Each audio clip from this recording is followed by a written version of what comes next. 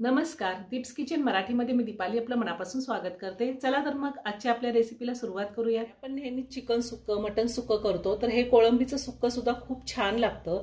तर त्यासाठी मी इथे सोललेली कोळंबी घेतली आहे। 300 ग्रॅम कोळंबी आहे आणि कोळंबी मधला धागा काढून घेतलाय। कोळंबी स्वच्छ धुवून घेतलेली आहे। एक मोठा कांदा बारीक कट करून घेतलेला आहे। एक मोठा टोमॅटो कट करून घेतलाय। 3 ते 4 कोकम घेतलेले। 1 वाटी ओलं खोबरं घेतले। 1 इंच आलं, 10-12 लसणाच्या पाकळ्या, थोडी कोथिंबीर आणि अर्धा चमचा आलं लसणाची पेस्ट घेतलेली आहे। अर्धा चमचा हळद लागणार आहे आपल्याला। 1 चमचा बेडगी मिरची पावडर ही कलर साठी घेतली। 1 चमचा चिकन मसाला पावडर घेतलेली आहे। अर्धा चमचा रेग्युलर लाल तिखट आहे, हे जास्त तिखटवाला आहे।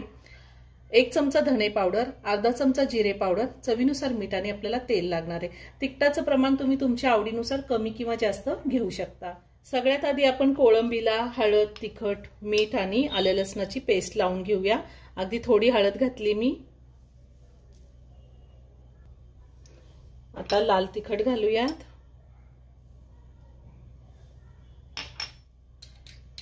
थोडंसं मीठ घालूया, जास्त नाही, अगदी थोडं मीठ घातलंय आणि आलं लसणाची पेस्ट।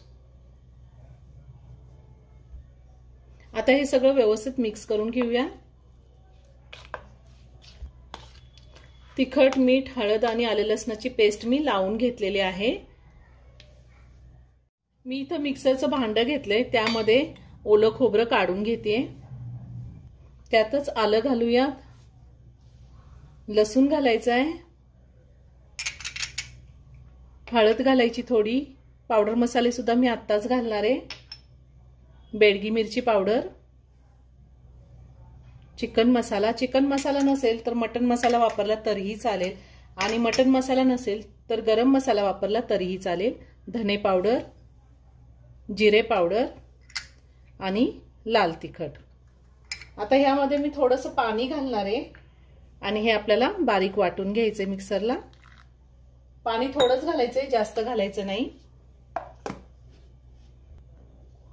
आपलं वाटण तयार करून झालेलं आहे, आपल्याला असंच बारीक वाटून घ्यायचंय। मी गॅसवर कढई ठेवली, त्यामध्ये 3 चमचे तेल घातलंय। तेल थोडं जास्त घातलंय, तुम्हाला जर कमी वापरायचं असेल तेल तर तुम्ही वापरू शकता। तेल गरम झालंय, तेलामध्ये मी कांदा घालते। तुम्हाला जर कढीपत्ता आवडत असेल तर तुम्ही ह्या टायमिंगला कढीपत्ता सुद्धा घालू शकता। कांदा मी साधारण 2 मिनिटं परतून घेतलेला आहे। आता आपल्याला ह्यामध्ये टोमॅटो घालायचा आहे आणि टोमॅटो सुद्धा आपल्याला मऊ होईपर्यंत शिजवून घ्यायचा आहे। साधारण 2 ते 3 मिनिटं मी टोमॅटो चांगला शिजवून घेतलेला आहे। छान मऊ झालाय टोमॅटो। आता थोडीशी कोथिंबीर घालते आणि त्यातच आपण जे वाटण तयार करून घेतलंय ते वाटण घालायचे। मी सगळं वाटण घातलेलं आहे आणि आता हे वाटण मी चांगलं तेल सुटेपर्यंत परतून घेणार आहे। मी ह्या आधी सुद्धा खूप साऱ्या व्हेज नॉनव्हेज रेसिपी अपलोड केलेल्या आहेत आणि त्याची लिंक मी डिस्क्रिप्शन बॉक्समध्ये दिली आहे, तुम्ही पाहू शकता। अजूनही तुम्ही माझं चॅनल सबस्क्राईब केलं नसेल तर नक्की सबस्क्राईब करा आणि शेजारील बेल आयकन क्लिक करा, म्हणजे मी ज्या रेसिपी अपलोड करते त्याचं नोटिफिकेशन तुम्हाला मिळेल आणि तुम्ही माझ्या रेसिपी बघू शकाल। मसाला मी तेल सुटेपर्यंत चांगला परतून घेतलेला आहे। आता आपल्याला यामध्ये कोकम घालायचे। तुमच्याकडे जर कोकम नसेल तर चिंचेचा कोळ 1 चमचा घातला तरीही चालेल आणि चिंचही नसेल तर अर्ध्या लिंबाचा रस घातला तरीही चालेल।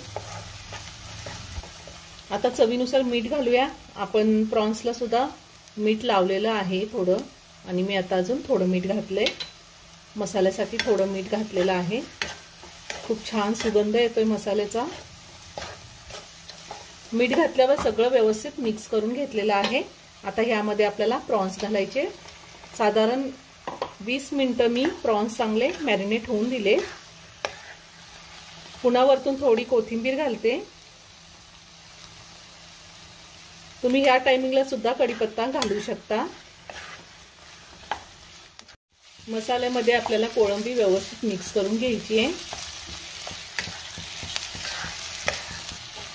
गॅसची फ्लेम हाय टू मीडियमवर ठेवून मी साधारण कोळंबी 2 मिनिटं चांगली परतून घेतलेली आहे। आता मी गॅसची फ्लेम लो टू मीडियमवर ठेवणार आहे आणि झाकण ठेवून ही कोळंबी साधारण 5 मिनिटं मी शिजवून देणार आहे। त्या 5 मिनिटात आपण 1 ते 2 वेळा चांगली मिक्स करून घ्यायची आहे, म्हणजे खाली लागणार नाही। साधारण 6 मिनिटं झालेली आहे। ह्या 6 मिनिटांमध्ये मी 2 वेळा व्यवस्थित मिक्स करून घेतलं होतं आणि कोळंबी चांगली शिजलेली आहे। कोळंबी शिजायला जास्त वेळ लागत नाही, कोळंबी एकदम छान शिजली आहे। आता वरतून मी थोडी कोथिंबीर घालते आणि एका बाउलमध्ये काढून घेते। खूप छान झाली आहे।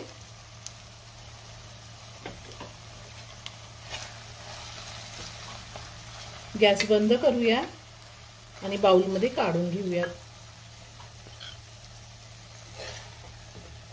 कोळंबीचं सुकं तयार करून झालेलं आहे। खूप म्हणजे खूप छान झाले।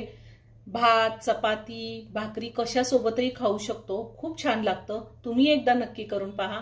व्हिडिओ जर आवडला तर व्हिडिओला लाईक आणि शेअर करायला विसरू नका। रेसिपी आवडली असेल तर कमेंट करून नक्की कळवा। पुन्हा भेटूया अशाच एका छानशा साध्या आणि सोप्या रेसिपी बरोबर। धन्यवाद।